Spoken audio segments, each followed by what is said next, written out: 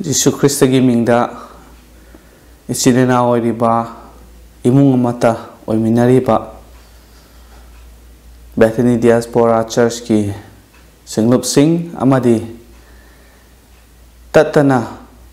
series of diaspora messages asibu tabiriba isilna hoding makki mathakta ishor gi bor adu hena pibi boysunu aduga harau nungai basu Bethany taraptagi amu hana phongdok sari ngasi koi message asi makha samthana amu yengminasi yamna nungai yamna laibak phai ishor gi thawjal gi mapana ngasi phau batatana ishor gi wahai asi mathang naina aduga marik chumna asmaina yengminaduna paminaduna khangminaba aduga ishor gi wahai sidagi khoi pukning thogat minaba se asimu nungaiba leite aduna ishor bu yam thagat sabani ngasi gi khoi gi message asigi title asi the chief cornerstone haibani 1 Peter chapter 2 asida khoi ni yengba kanda verses 7 to 8 asigi manungda aikoina parabadi masigi matang da khoi ugani Manipuri gi Bible da aina mayam gi damakta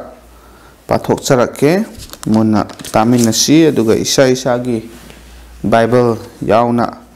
taba makhaina khoi gi Bible adu yengminasi verse 7 da maram aduna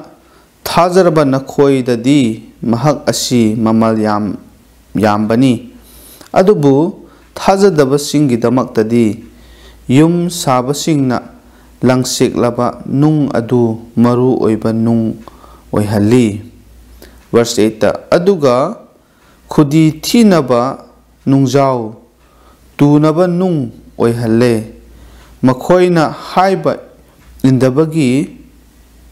indabadagi wa adu khudi thi makhoina wa aduda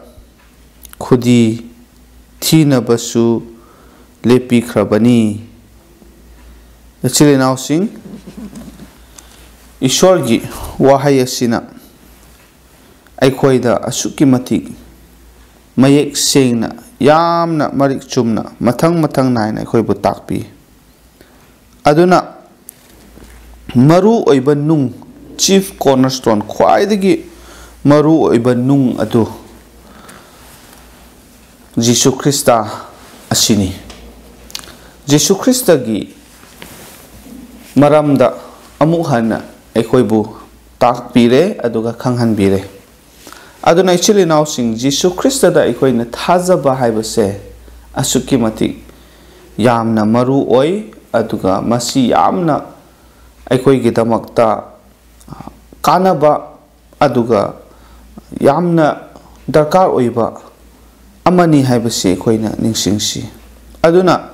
Jisu Christa da khoina thajaba phangba Jisu Christa bu thajaba phangbase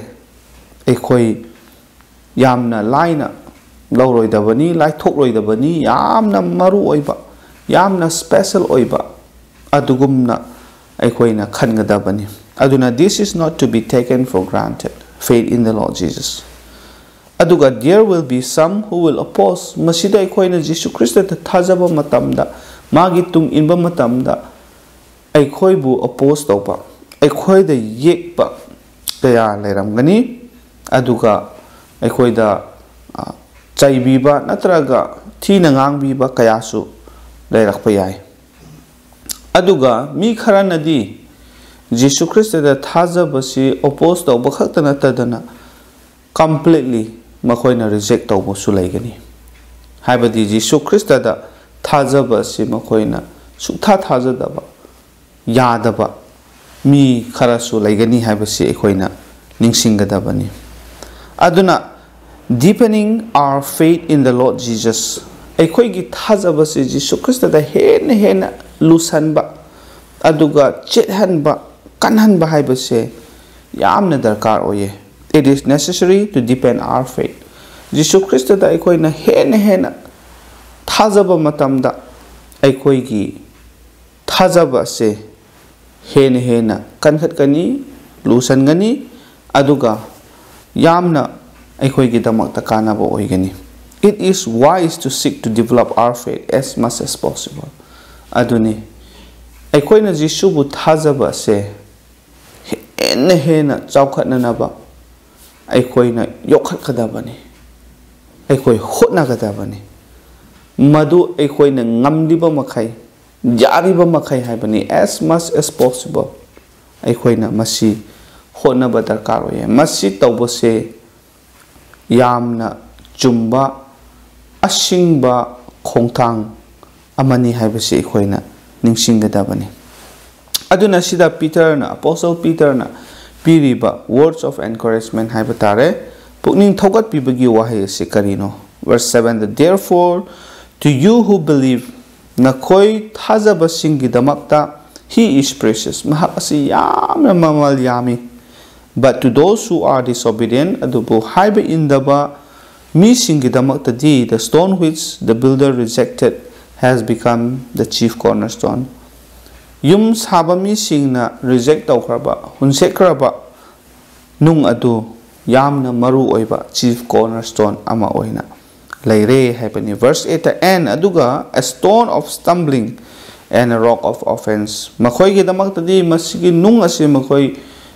tuningai natraga maduda panningai oiduna lai. They stumble maduda makoi kari haisira khudithi aduga being disobedient to the word maram di makoina ishor gi wahai du iningde to which they also were appointed madugi damakta makoi adumaina chatuna laiba matamda makoi da piriba ishor gi yathang ishor gi wahai aduda makoi khudi thinaba oi hali haibani ko. 1 Peter chapter 2 verses 7 to 8 sida actually now sing to all those who truly believe in the Lord Jesus. The saying that Jesus Christ bu thaza krapa mi singi damakta di the Lord is precious. Prabhu se yamna mamal yami haibani. Aduga he is acknowledged as the chief cornerstone. Aduga mahak ase Prabhu Jesu ase khwaidagi maru oiba yum saba matamda khwaidagi maru oiba nung adu kachin gi nung adu oirabani haina ishor gi wahai asina takpi. Apostle Peter na thazakraba Diaspora Christian sinta masigi wahai sena encourage pibi bani. Aduga masida mana piriba challenge ase karino pukning thogat pibase da kari haining bano haiba taragadi to grow in our knowledge of the Lord Jesus Christ. Aikoi na Jesus Christ gi maram da khangbase hena khangba ngamna na ba aikoi hotna si haibasi ahan bada masida makoi bu challenge taw any subada to learn to relate more and more to him. Prabhu Jesu ase thajai haiba khaktang nataba aikoi marup mapang singa nuti gi smaina pau phauna ba aduga imungi mi sing nusina ba mi mayam ga aikoi na pau phauna raga pau launa raga amaga mapuning thogat minaba aduga wari watai sana ba smaina Jesus Christ ga hena aikoi relate taw ba se aikoi tamgada bani masi yamna darkar oye. Aduga ahum subada to find him more precious because of growing love for him. Aikoi gi nungsiba mabu nungsiba se sum hengalakpa chawkhalakpa asigi matung ina mahak ase asuki matik yamna maru oi yamna mamal jami haibase aikoi na khanglakani aduga aikoi maduda hena aikoi harauba phangjagani. Masida aikoi na makha tana yenglakpa matamda understanding those who reject the Lord Jesus Christ. Jesus Christ bu reject tawba mi sing se kanano yamna isheng na marik chumna sumaina description sa pibire makhoi do kanano hairabadi they are disobedient. Prabhu gi yathang ishor gi wahai shastra bu indaba Shastragi matung ina chatningdabasing aduni Jisubu reject tawbasingsi ani subada how are they disobedient makoi se karam haina haiba inde haiba no haiba tarabadi they reject the scripture hojik hairiba duni sorgi sastra ase makoi na reject tawi they rejected the Lord God himself Prabhu Ishwar mahak masamak su makoi na reject tawi Ishwargi sastra reject tawba khatana tana Ishwargi macha Prabhu Ishwar mahak masamak su makoi na reject tawi yaning de aduga ahum subada they reject the Lord Jesus and all that he stood for Jesu Christa masabu reject tawba yabidaba yaningdaba khatana tadana Jisuna hairiba takliba mana lepchariba khudingmak ase masida makoi yaning de yabide makoi asini ngasai gi Jisubu reject tawba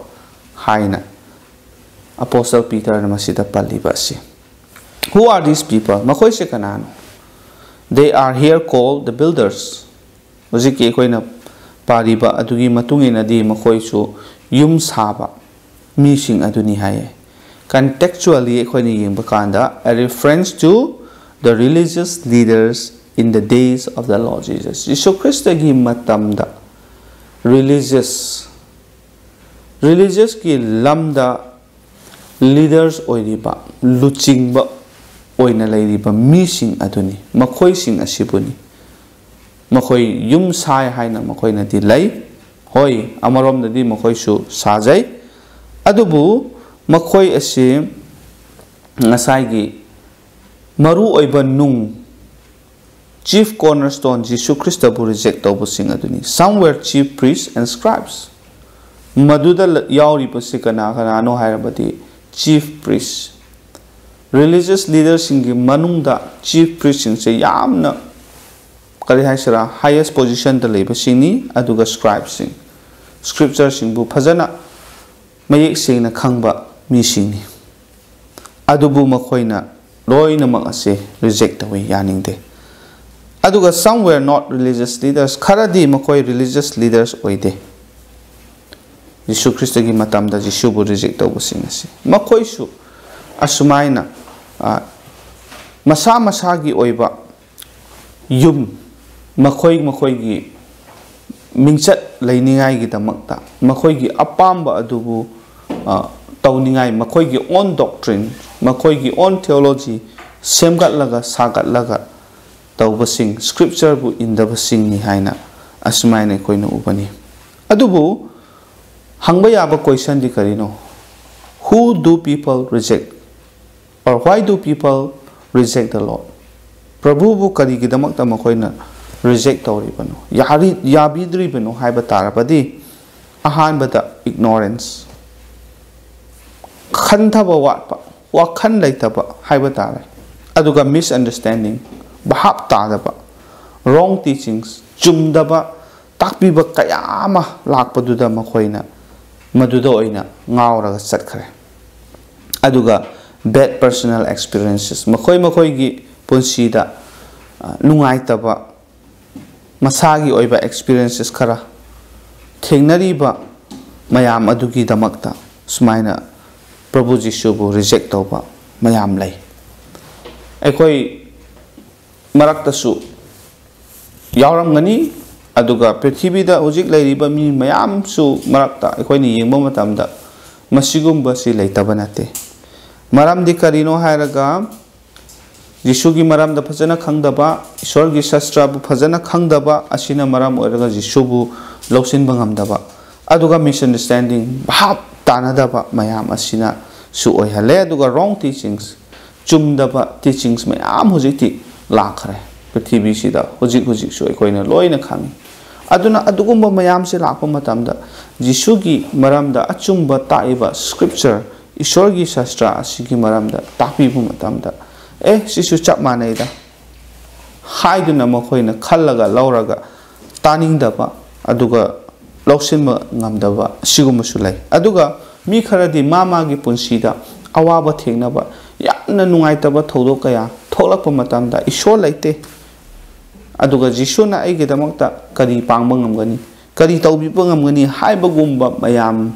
wahang asina maram oiraga Jisu bu reject tauba Prabhu bu reject tauba se laitaba nate chirinausin. What happens next? Mathang da kari lay.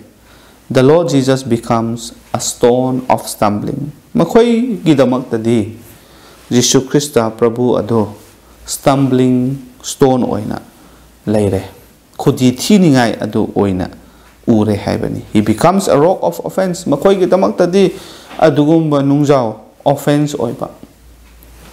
Ama oina makhoi na ure. Masi yengba matamda. It's a very sad reality. Yamna sad oiba nungaitaba adugumba oidunna layriba amakhakni. Adumak puisilinausing yamna nungairiba amadi as believers thazaba ekhoi kidamakta karino hairaga to all who are believers the Lord Jesus he is precious. Prabhu Jisu asidi yamna precious oye mamal yamlaba karigumba posak amagumba natraga yamna precious oiba magul leiba maman leiba Prabhu aduni aduga he is the chief cornerstone of the church. Singlup ekhoi gidamakta singlup asibu sagat nanabagi damakta kwai digi maru oiba yum nung adu Jisu Krista na oibire. Maram di singlup ase Jisu Krista dagi sagat lakpani. Jisu Krista dagi haubani. Masi ekhoi na Ishwar gi sastra ase paba matamda khangba ngami. Aduga ekhoi gi damakta di ani subada ekhoi thajakraba mi singi damakta di we hold fast to the Lord. Prabhu Jisu da ekhoi chetna paiduna ekhoi lei. Kari gi damakta ekhoi na mabu khangi. He is precious. And he is the chief cornerstone of the church. Masi ekhoi pazana bhab tai. Aduna even if there is opposition, ekhoi gi thajaba sida yelakpa kaya leirabasu ekhoi na Jisu Krista bu thadokte. Chetna paiduna ekhoi lepa ngami. Aduga even if there is persecution, Jisu Krista bu thajaba mabu ekhoi gi Prabhu ni haiduna magi tungin ba matamda persecution ekhoi da awaba tahanba aduga otnai biba kaya laklabasu ekhoi leptana Prabhu gi tung ile mangonda ekhoi chetna paiduna konduna ekhoi leiba ngami. Aduna ngasi silinausin maru oiba wafam thamjaningba adudi ekhoi gi challenges ekhoi gi challenge adudi karino hairaga number 1 to cultivate a deeper knowledge hen Jisu gi maramda hen mahaki wahai asidagi aikhoina khangba ngamna ba hotna ba haibase yamna maru oi. Ani subada a more courageous faith hen yamna pangal leiba thona leiba adugumba thajaba do aikhoi leiba ngamna ba aikhoi hotna ba darkar oi haibani. Aduga ahum subada a more understanding heart towards those who reject the Lord. Prabhu bu mi singna reject auriba yabidri base karigi no hai base ekhoi hen khanglaga madugi khangba aduna ekhoi bu mateng yamna chawna pigani hai base ekhoi gi thamoida ekhoi gi pukning wakhalda thamba mathau tai. Aroibada to hold fast to the Lord Jesus as the chief cornerstone. Prabhu Jisu ase singlup asigi da mahaki yum asi sagatna nabagi damakta singlup hairiba church asibu sagatna nabagi damakta kwai degi maru oiba chief cornerstone adu Prabhu Jisu asini haibase khangbaga loina na ekhoi maduda chetna pairaga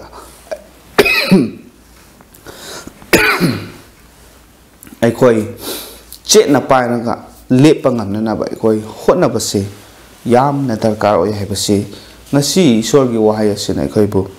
takpiri pungning thogat piri mayam gi matak tai Ishwar ne hena bor pina bi boy sunu Ishwar da ngakang haijasi wang thoi sing thoi raba Prabhu Ishwar na yamna thagatli pa na hakinung siba thojal mapa na ngasi su na haki wahai ase ekhoi taminare ꯑꯩꯈꯣꯏꯕꯨ ꯄꯨꯛꯅꯤꯡ ꯑꯃꯨꯛ ꯊꯧꯒꯠꯄꯤꯕꯒꯤꯗꯃꯛꯇ ꯊꯥꯒꯠꯆꯕꯅꯤ Jesus Christ ꯑꯁꯤꯕꯨ ꯃꯤꯁꯤꯡꯅ ꯌꯥꯕꯤꯗ꯭ꯔꯕꯁꯨ ꯃꯍꯥꯛꯄꯨ reject ꯇꯧꯕꯤꯔꯒꯁꯨ ꯃꯈꯣꯏꯅ ꯃꯍꯥꯛꯄꯨ ꯈꯪꯗ꯭ꯔꯒꯁꯨ ꯅꯆꯥ ꯑꯩꯈꯣꯏ ꯊꯥꯖꯈ꯭ꯔꯕ ꯅꯍꯥꯛꯀꯤ ꯁꯤꯡꯂꯨꯞꯀꯤ ꯃꯤ ꯑꯩꯈꯣꯏꯅꯗꯤ ꯅꯍꯥꯛ ꯑꯁꯤ ꯈ꯭ꯋꯥꯏꯗꯒꯤ ꯃꯃꯜ ꯌꯥꯝꯂꯕ ꯄ꯭ꯔꯚꯨ ꯑꯗꯨꯅꯤ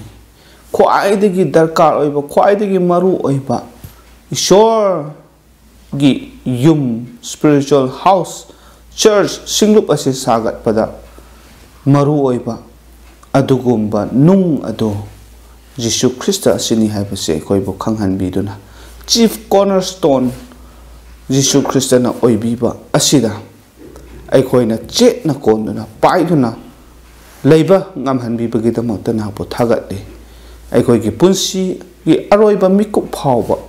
ꯏꯄꯥ ꯏꯁꯣꯔ ꯆꯦꯠꯅ ꯀꯣꯟꯗꯨꯅ ꯄꯥꯏꯗꯨꯅ ꯑꯩꯈꯣꯏꯒꯤ ꯊꯥꯖꯕ ꯑꯁꯤꯗ ꯑꯌꯦꯠꯄ ꯑꯃꯗꯤ ꯃꯁꯤꯗ ꯑꯩꯈꯣꯏꯕꯨ ꯑꯣꯠ ꯅꯩꯕꯤꯕ ꯀꯌꯥ ꯂꯥꯛꯂꯕꯁꯨ ꯂꯦꯞꯄ ꯉꯝꯕ ꯑꯗꯨꯒ ꯈ꯭ꯔꯤꯁꯇꯒꯤꯗꯃꯛꯇ ꯊꯋꯥꯏ ꯐꯥꯎꯕ ꯊꯥꯕ ꯉꯝꯕ ꯄꯥꯡꯒꯜ ꯊꯧꯅꯥ ꯍꯥꯞꯄꯤꯌꯨ ꯑꯗꯨꯒꯨꯝꯕ ꯑꯆꯦꯠꯄ ꯊꯥꯖꯕꯗꯨ ꯑꯩꯈꯣꯏ ꯈꯨꯗꯤꯡꯃꯛꯀꯤ ꯑꯣꯏꯍꯟꯕꯤꯌꯨ ꯍꯥꯏꯗꯨꯅ ꯄ꯭ꯔꯊꯅꯥ ꯇꯧꯖꯔꯤ ꯉꯁꯤ ꯅꯍꯥꯛꯀꯤ ꯋꯥꯍꯩ ꯇꯥꯈ꯭ꯔꯕ ꯃꯤ ꯈꯨꯗꯤꯡꯃꯛꯀꯤ ꯃꯊꯛꯇ ꯁꯔꯒꯒꯤ ꯑꯣꯏꯕ ꯃꯄꯥꯜ ꯅꯥꯏꯗ꯭ꯔꯕ ꯕꯣꯔ ꯑꯗꯨ ꯄꯤꯕꯤꯌꯨ ꯍꯛꯆꯥꯡ ꯊꯋꯥꯏ ꯑꯅꯤꯃꯛꯀꯤ ꯑꯋꯥꯠꯄ ꯅꯍꯥꯛꯅ ꯄꯤꯅꯕꯤꯌꯨ ꯑꯅꯥ ꯑꯌꯦꯛ ꯂꯩꯕ ꯑꯗꯨꯒ ꯑꯋꯥ ꯑꯅꯥ ꯇꯥꯔꯕ ꯈꯨꯗꯤꯡꯃꯛꯁꯨ ꯅꯍꯥꯛꯅ ꯇꯦꯡꯕꯥꯡꯕꯤꯌꯨ ꯑꯗꯨꯒ ꯍꯛꯆꯥꯡꯒꯤ ꯑꯣꯏꯕ ꯆꯥꯅ ꯊꯛꯅꯕ ꯂꯩꯐꯝ ꯗꯔꯀꯥꯔ ꯑꯣꯏꯕ ꯈꯨꯗꯤꯡꯃꯛꯁꯨ ꯅꯍꯥꯛꯅ ꯄꯤꯕꯤꯌꯨ ꯊꯋꯥꯏꯒꯤ ꯂꯝꯗꯁꯨ ꯍꯦꯟꯅ ꯍꯦꯟꯅ ꯊꯥꯖꯕꯗ ꯆꯥꯎꯈꯠꯄ ꯉꯝꯕ ꯅꯪꯒꯤ ꯊꯥꯖꯕ ꯅꯪꯒꯤ ꯇꯨꯡ ꯏꯟꯕ ꯅꯆꯥ ꯅꯅꯥꯏꯁꯤꯡ ꯑꯣꯏꯍꯟꯕꯤꯌꯨ ꯍꯥꯏꯗꯨꯅ ꯄꯥꯞꯇꯒꯤ ꯍꯟꯗꯣꯛꯄꯤꯕ ꯑꯃꯠꯇ ꯉꯥꯏꯔꯕ ꯀꯟꯕꯤꯕ ꯃꯄꯨ ꯄ꯭ꯔꯚꯨ ꯖꯤꯁꯨ ꯈ꯭ꯔꯤꯁꯇꯒꯤ ꯃꯤꯡꯗ ꯅꯤꯖꯔꯤ ꯑꯥꯃꯦꯟ ꯊꯦꯡꯛ ꯌꯨ ꯏꯁꯣꯔꯅ ꯑꯩꯈꯣꯏ ꯈꯨꯗꯤꯡꯃꯛꯀꯤ ꯃꯊꯛꯇ ꯍꯦꯟꯅ ꯕꯣꯔ ꯄꯤꯅꯕꯤꯕ ꯑꯣꯏꯁꯅꯨ ꯑꯥꯃꯦꯟ